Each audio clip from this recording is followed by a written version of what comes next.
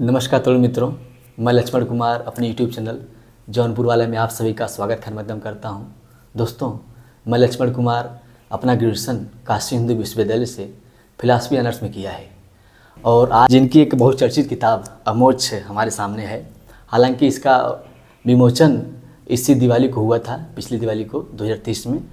और गुरुजी की ये बहुत चर्चित किताब बहुत अच्छी लगी, जिसमें अमोक्ष सिद्धांत को बहुत बाकायदे तार्किक ढंग से इन्होंने प्रस्तुत किया है। आइए इनके बारे में जानते हैं। एक बार फिर गुरुजी का अपने यूट्यूब चैनल में स्वागत करता हूं, आपको प्रणाम करता हूं। धन्यवाद लक्ष्मण कुमार जी। मुझे बड़ी प्रसन्नता यह जान को हुई है कि आप हमारे क्षेत्र के हैं और आपने काशी हिंदू विश्वविद्यालय से ग्रेजुएशन किया है, जिसमें दर्शन शास्त्र आपका विशेष अभिरुचि का विषय रहा है। जी गुरुजी। ये आपके हाथ में जो किताब है, जी जी सर। अमोक्ष एक प्रस्तुति, जी सर। यह मेरे द्वारा संपादित है, मेरे द्वारा प्रकाशित भी है। जी। क्योंकि मैंने इसे किसी प्रकाशक को नहीं दिया है, क्योंकि प्रकाशकों के माध्यम से मुझे भय था कि कहीं कुछ इसके प्रचार प्रसार आदि में कोई कमी न आ जाए, तो बहरहाल इसका हमने सर्वाधिकार सुरक्षित स्वयं के लिए रख रखा है। ठीक है। इस किताब का प्रकाशन, इस किताब में पूर्ववाक हमारे पूर्व मुख्य सचिव डॉक्टर शंभुनाथ जी ने लिखा है जी। और इस कृति को अपने कर कमलों से पूर्व मुख्य सचिव श्री अतुल कुमार गुप्ता जी ने विमोचित किया है। अच्छा। इसका विमोचन उत्तर प्रदेश सचिवालय पेंशनर्स वेलफेयर एसोसिएशन के वर्ष 2022 के वार्षिक अधिवेशन पर हुआ था। जी जी, धन्यवाद। तो गुरुजी, आप एक दर्शन शास्त्र के छात्र रहे हैं, तो अमोक्ष क्या है, इसके बारे में आप कुछ बताइए। और इसके बारे में आपने क्या जरूरत पड़ी इसको लिखने के लिए, आप कुछ इसके बारे में जी। बता दीजिए।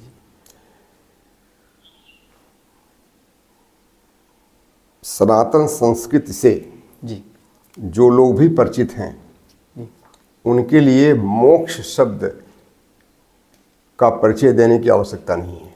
जी जी। मोक्ष का मतलब होता है संसार में जन्म, जरा और मृत्यु की प्रक्रिया से मुक्त होना। तो जन्म से। संसार में रहना ही सबसे बड़ा कष्टकारक होता है। इसलिए लोगों ने सांसारिक कष्टों से मुक्ति के लिए जिस लक्ष्य को चुना है और उनका विश्वास है कि जिनको मोक्ष हो जाता है, उन्हें इस संसार में जन्म, जरा, मृत्यु के चक्र से मुक्ति मिल जाती है। तो इस प्रकार से जन्म, जरा और मरण जी की स्थिति से पूरी तरह से मुक्त होना ही मोक्ष है। अच्छा।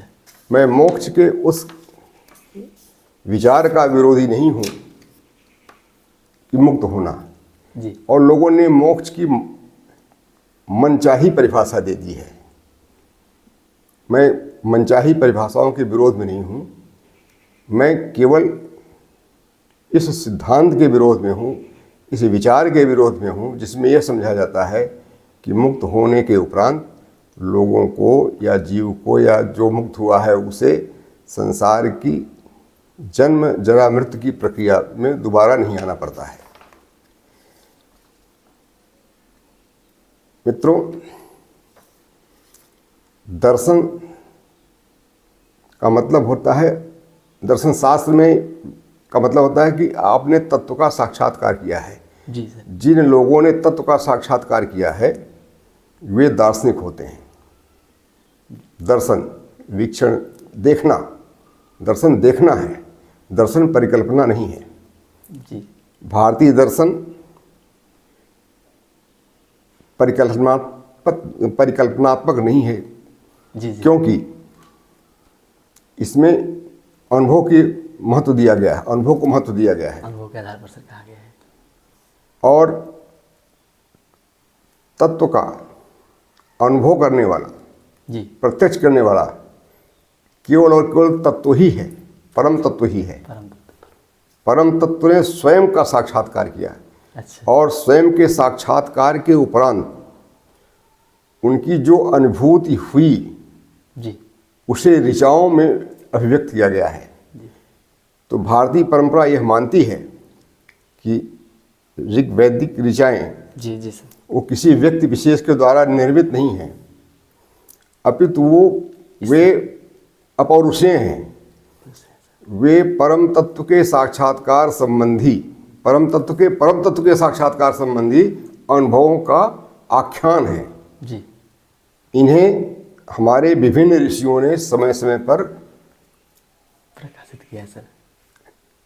इनका साक्षात्कार किया है, इन्हें संकलित किया है। जी जी। तो जो ऋषि हैं इसके साक्षात्कार करता है, उसके संकलन करता है, इनके निर्माण इनके रचनाकार नहीं हैं। जी सर। तो ऋचाओं में जो कुछ भी लिखा हुआ है जी यह माना जाता है कि यह परम तत्व ने ही कहा है। तो वो परम तत्व की जो अनुभूतियाँ हैं परम तत्व के विषय में, पूरे कायनात के विषय में, वे ही ऋचाएँ हैं। और जो बातें ऋचाओं में लिखी हुई हैं जी उन्हीं की व्याख्या हमारे परवर्ती चिंतकों ने किया है। जी। अतः परवर्ती चिंतक दार्शनिक नहीं है, अपितु दर्शन शास्त्र के व्याख्याता मात्र हैं। जी जी सर। बहुत व्याख्याता और निरीक्षणकर्ता दोनों में अंतर है।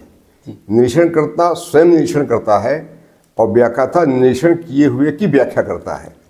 तो इस प्रकार से जो हमारे वेदांत हैं या उपनिषद हैं या अन्य जितने भी विचारक हैं वे सब ऋचाओं के व्याख्याता मात्र हैं। ऋचाओं में जो बातें कही गई हैं वे परम तत्व के द्वारा देखी गई स्थितियां हैं। जी जी सर। इसमें इसलिए मैंने जब अपने सिद्धांत अमोक्ष जी जी का प्रतिपादन किया जी सर। तो मेरा मुख्य आधार ऋग वैदिक ऋचाएँ ही रही हैं। अच्छा, मुख्य आधार इसका। अब आपने मोक्ष को समझ लिया। जी जी। अब अमोक्ष का सीधा सा अर्थ है कि मोक्ष का न होना। मोक्ष का न होना। संस्कृत में यदि किसी शब्द के ठीक विपरीत अर्थ को अभिव्यक्त करना होता है जी तो उसमें अ शब्द जोड़ दिया जाता है। नहीं। मैं एक साधारण सुबोध गम्य स्थिति में बता रहा हूँ। जी जी गुरु जी। इसकी विधिवत व्याख्या तो मैं अपनी किताब में लिखा ही है मैंने। मैं पढ़ा। तो जैसे मोक्ष है तो मोक्ष में जो बातें कही गई हैं, जो बातें मानी जाती हैं जी। उनका सीधे सीधे नकारना ही अमोक्ष है। तो इस प्रकार से आप एक लाइन में समझें कि मोक्ष यदि संसार की प्रक्रिया में, जन्म जरा मरण की प्रक्रिया में आने से मुक्ति है, तो अमोक्ष का मतलब है इस संसार में जन्म जरा मरण की प्रक्रिया से मुक्ति संभव नहीं है। नहीं। और यह कैसे संभव नहीं है, यह हमारा जो यह निर्वचन है वो किस आधार पर है? उसका आधार केवल और केवल वैदिक ऋचाएँ ही हैं। अन्य कोई टीका टिप्पणी हमारे समर्थन में नहीं है तो मुझे उसकी कोई परवाह नहीं है, क्योंकि मैं मानता हूँ कि वे सब व्याख्याएँ ही हैं। मूल तो ऋचाएँ हैं और ऋचाओं में मोक्ष का कहीं कोई संकेत नहीं है। कोई भी ऐसी ऋचा नहीं है जो मोक्ष के सिद्धांत हैं और उनका वो समर्थन करती हो। जी जी। तो जो ऋचाओं में मोक्ष के सिद्धांत का समर्थन नहीं है, इसका सीधा सीधा सा अर्थ है कि ऋचाओं में जीवन को ही दर्शाया गया है और जीवन ही अमोक्ष है। जी जी। तो सर बहुत ही बेहतरीन ढंग से आपने तार्किक दृष्टि से आपने जो है मोक्ष सिद्धांत का खंडन किया है। इसमें सर गुरुजी आपने 3 वाक्य लिखे हैं, अहम ब्रह्मास्मि तत्त्वमसि और सर्व खलिवदम। इसका सर तात्पर्य क्या है, कुछ बताइए। देखिए, उपनिषद आचार्यों ने, जी, उपनिषद की व्याख्या करने वाले आचार्यों ने, यानी जिन उपनिषद क्या है, जो वे ऋचाएँ हैं, जी जी, उनके निहितार्थ को समझाने के लिए गुरु और शिष्य के मध्य जो संवाद हुआ था उन्हीं का संकलन ही उपनिषद है। पास में बैठ के जो शिक्षा ग्रहण करते थे छात्र, जी जी, और आचार्यगण उन्हें तत्व का बोध कराते थे, उस पूरी प्रक्रिया को एक लिपिबद्ध रूप दिया गया, वही उपनिषद है। उपनिषद है। जी। तो ये तीनों महावाक्य जी जी परम तत्व को समझाने के उद्देश्य से जी कहे गए हैं। और सबसे बड़ा जो महावाक्य है वो सर्वम खल इदम ब्रह्म है। जी और यही बात ऋचाओं में भी कहा गया है कि जो कुछ भी है वो सब परम तत्व की ही अभिव्यक्ति है, क्योंकि परम तत्व से भिन्न कुछ भी नहीं है। कुछ भी नहीं। नास्तिक सूक्त आप पढ़ेंगे तो सृष्टि के पूर्व की स्थिति का वर्णन किया गया है जी और यह बताया गया है कि कुछ भी नहीं था, पहले कुछ नहीं था। न सत्य था, न असत्य था, न तम था, न प्रकाश था, कुछ भी नहीं, कुछ भान नहीं था। कुछ बात था या नहीं था ये तो पता कुछ का कुछ पता नहीं चल रहा पता था। नहीं चल रहा। न मृत्यु राशि न मृतम न तरही, न रात्र्या न अहनः प्रकेतः, न मृत्यु था, न जन्म था, न रात का भान था, न दिन का संकेत था, कुछ भी नहीं था। किंतु एक था, वो कौन था? आनीदवातम स्वधया तदेकम, अपनी समस्त संभावनाओं के साथ निर्वात में भी श्वास लेता हुआ चेतन था। कुछ नथिंग, मतलब कुछ भी नहीं था ऐसा नहीं है, था लेकिन उसके बारे में जानकारी अभिव्यक्तियां नहीं थी। आज का जो दृश्यमान जगत है वो नहीं था, किंतु एक था जो इन समस्त दृश्यमान जगत को की संभावनाओं को समेटे हुए था। जी तो जो कुछ भी है उसी की अभिव्यक्ति मात्र है। इसी बात को समझाने के लिए जी हमारे उपनिषदिक आचार्यों ने पूरी बात को 3 महावाक्यों में कहा है। जी पहला है अहम ब्रह्मास्मि। जी जी एक्चुअली ये तीनों महावाक्य हैं आपको जीवन की ओर ले जाते हैं। जी ये सामूहिकता की ओर व्यक्ति को ले जाते हैं, समष्टि की ओर ले जाते हैं। और समष्टि के लिए 3 बातों का होना आवश्यक है। एक, आप अपनी भूमिका को समझें, अपने होने का अर्थ समझें, अपने होने और सामने वाले के भी होने का अर्थ समझें। और 2 से काम नहीं चलना है, बल्कि जितने भी सब कुछ हैं, जो कुछ भी दृश्यमान है, उन सब का भी अर्थबोध समझें। ये तो इसका एक सामाजिक पक्ष हो गया। जी जी किंतु इसका जो सैद्धांतिक पक्ष है वो यही है कि पूरी सृष्टि परमात्मा ही है, यह बताने के लिए इन तीनों वाक्यों को कहा गया है कि इस पूरी कायनात में, पूरी अभिव्यक्ति में एक मैं हूँ और एक आप हैं और पूरा का पूरा जो भी दृश्यमान जगत है वो सब परमात्मा है। तो मैं परमात्मा हूँ, आप परमात्मा हैं, और जो कुछ भी दिख रहा है सब परमात्मा ही है। परमात्मा के अभिव्यक्ति यूँ समझो कि इन सब के रूप में परमात्मा स्वयं अभिव्यक्त हुआ है। इन सब में परमात्मा रहता है ऐसा नहीं है जी इन सब के रूप में परमात्मा स्वयं अभिव्यक्त हुआ है। दोनों में अंतर है। जी मैं आपको खास बता दूं, लोग कहते हैं कि सब में परमात्मा का वास है, ऐसा नहीं है। अच्छा, सब कुछ परमात्मा है, सब कुछ। क्योंकि ऋचाओं में परमात्मा से भिन्न किसी को नहीं देखा गया है। अभिव्यक्तियां ही परमात्मा की अभिव्यक्तियां हैं, वो अनभिव्यक्त परमात्मा की अभिव्यक्तियां हैं। जी और इसके लिए इसका सामाजिक पक्ष ये है कि आप अपने को महत्वपूर्ण समझें, सामने वाले को महत्वपूर्ण समझें और पूरी दुनिया को महत्वपूर्ण समझें, तो किसी को आप भेद नहीं समझेंगे। कम से कम समाज में जो ऊंच नीच का जो भेद है वो समाप्त हो जाएगा। श्रोता और वक्ता का भेद है वो समाप्त हो जाएगा। कोई छोटा है कोई बड़ा है इसका विभेद समाप्त हो जाएगा। और ऐसा नहीं कि हम 2 मिल करके काम चला लें, बल्कि हम 2 ही नहीं बल्कि पूरी कायनात को हमें महत्व देना पड़ेगा। तभी हमारा, आपका और पूरे सृष्टि के साथ हमारा समन्वय हो पाएगा। एक गुरुजी आपने नट बोल्ट का उदाहरण दिया है रेलगाड़ी का। जी जी उसके ये मैं इसी संदर्भ में दिया हूँ जी कि व्यक्ति का अपना वैयक्तिक महत्व नहीं है। अच्छा ये सृष्टि में सबका महत्व है, सबकी प्रासंगिकता है। हमारी कमी है कि हम पूरी प्रासंगिकता को समझ नहीं पा रहे हैं और किसी एक को मूल्यवान समझ लेते हैं। तो मैंने ट्रेन का उदाहरण इसी संदर्भ में दिया कि ट्रेन में इंजन भी होता है और इंजन को बांधने वाले असंख्य नट बोल्ट होते हैं। जी जी डिब्बों को बांधने वाले। तो अब ये इंजन को ही हम ट्रेन न समझें या केवल इंजन से ही ट्रेन को पूर्ण हुआ न समझें, जी जबकि ट्रेन के संचालन में नट बोल्ट का भी उतना ही महत्व है जितना कि इंजन का है। तो हमें समग्रता की दृष्टि से नट बोल्ट को भी महत्व देना पड़ेगा। जी सर। संसार में जो कुछ भी दृश्यमान है, जो कुछ भी उपस्थित है, सबको समुचित महत्व देना पड़ेगा, क्योंकि उनका महत्व न होता तो वो उनका अस्तित्व न होता, उनकी प्रासंगिकता न होती तो उनका अस्तित्व न होता। सबकी प्रासंगिकता को रेखांकित करने के संदर्भ में मैंने ट्रेन में नट बोल्ट आदि के महत्व का उदाहरण समझाया है। इसको गुरुजी समाज के तौर पर इसलिए समझते, जैसे वर्ण व्यवस्था है उसमें वैश्य हो गया, शूद्र हो गए, शूद्र को लोग बहुत तुच्छ समझते हैं, तो इस माध्यम से शूद्र भी मतलब आगे जा सकते हैं। जब ऋचाओं में कहा गया है जी कि सब कुछ परमात्मा ही है जी,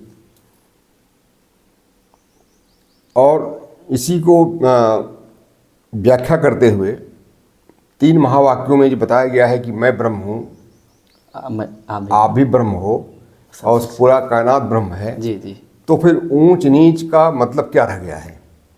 ये सब जो व्यवस्था है जी, वो रितम यानी व्यवस्था को व्यवस्थित करने के लिए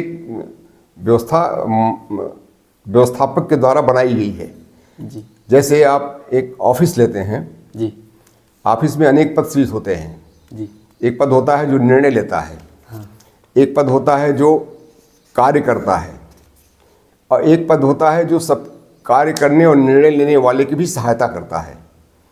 तो इसी संदर्भ में हमें देखना है, और इसमें तीनों में से किसी को हम महत्वपूर्ण नहीं मान सकते और न किसी को हीन मान सकते हैं, क्योंकि किसी एक के न होने पर कार्यालय का स्वरूप नष्ट हो जाएगा। जी, जैसे यदि कार्यालय केवल अधिकारी से चल सकता था तो कार्यालय में सहायक की आवश्यकता न होती। यदि कार्यालय सहायक और अधिकारी से ही चल सकता था तो कार्यालय में अनुसेवक की आवश्यकता न होती। जबकि इन तीनों की आवश्यकता है, इसलिए तीनों सृजित हुए हैं। तो समाज में हर वर्ग के लोगों की आवश्यकता है। सामाजिक व्यवस्था बनाए रखने के लिए यदि हमने 4 वर्णों की उपयोगिता को समझा है तो इन वर्णों पर रहने वाले लोगों को हम हे दृष्टि कैसे दे सकते हैं?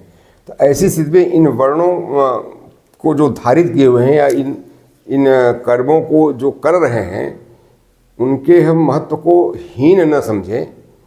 इसलिए भगवान श्री कृष्ण ने भी कहा है कि जो स्थित प्रज्ञ है, जो विद्वान आदमी है, पंडित है, जी जी जी, वो पंडित कौन है? इसकी व्याख्या में कहा है कि विद्या विनय संपन्ने ब्राह्मणे गविहस्तिनी सुनिचैव सुपाके च पंडिताः समदर्शिनः। जी जी सर, मैंने पढ़ा था सर। पंडित वह है जिसकी निगाह में विद्या और विनय से संपन्न ब्राह्मण, विशालकाय जीव हाथी, पवित्र गाय तथा कथित रूप से न छुआ जाने वाला कुत्ता और चांडाल जी, समान रूप से महत्वपूर्ण दृष्टिगत हो रहे हों, वही पंडित है, वही ब्राह्मण है सर। वही ब्राह्मण है, वही पंडित है। ब्राह्मण ने पंडित कहा, अच्छा, पंडित है सर, विद्वान कहा, पंडित। विद्वान। तो पंडित का मतलब केवल ब्राह्मण होना नहीं है जी, पंडित का मतलब है जो तत्व को समझे, और तत्व जब सब जगह है तो सब जगह सबको समान दृष्टि से देखने वाला व्यक्ति तत्व की हो सकता है जी, और उसी की बुद्धि स्थिर हो सकती है। अन्यथा तो चंचल व्यक्ति होगा, ब्राह्मण को देख उठ खड़ा हो जाएगा, दलित को देख कर गाली देगा, है, इससे तो समान नहीं चल सकता है। जी, बताया ना आपको, ऑफिस में जितना महत्व अधिकारी का है उतना ही महत्व अनुसेवक का भी है। बिल्कुल सर, क्योंकि अनुसेवक का महत्व ना होता तो अनुसेवक के पद की व्यवस्था ना होती, और अनुसेवक अधिकारी अनुसेवक का काम कर सकता था तो अनुसेवक की व्यवस्था क्यों होती? फिर अनुसेवक की व्यवस्था है, इसका मतलब है कि अनुसेवक महत्वपूर्ण है। लेकिन गुरुजी समाज में अगर देखा जाए व्यवहार में तो उनके साथ कुछ दुर्व्यवहार होते हैं, तो इसके बारे में आप क्या? अब इसके लिए तो जो दुर्व्यवहार होते हैं इसके लिए तो हर व्यक्ति को जागरूक होना पड़ेगा जी, इसके लिए हर व्यक्ति को जागरूक होना पड़ेगा, और यह कठिन तो है मगर असंभव नहीं है जी। एक हम इसीलिए हमें सत्संगत की आवश्यकता होती, पढ़ने लिखने की आवश्यकता होती। हम जितना हमारा संपर्क लोगों से बढ़ेगा जी, उतना ही हम एक दूसरे के महत्व को समझते हुए चलेंगे। यदि हम बाहर ही नहीं निकलेंगे, हम संवाद नहीं करेंगे, तो किसी को किसी का महत्व कैसे पता चलेगा? तो इसलिए हमें मुखर होना पड़ेगा, हमें संगति बढ़ानी पड़ेगी और अच्छे लोगों के साथ में रहना पड़ेगा। समाज में एक सुव्यवस्था स्थापित करनी पड़ेगी, जिसके लिए ज्ञान आवश्यक है।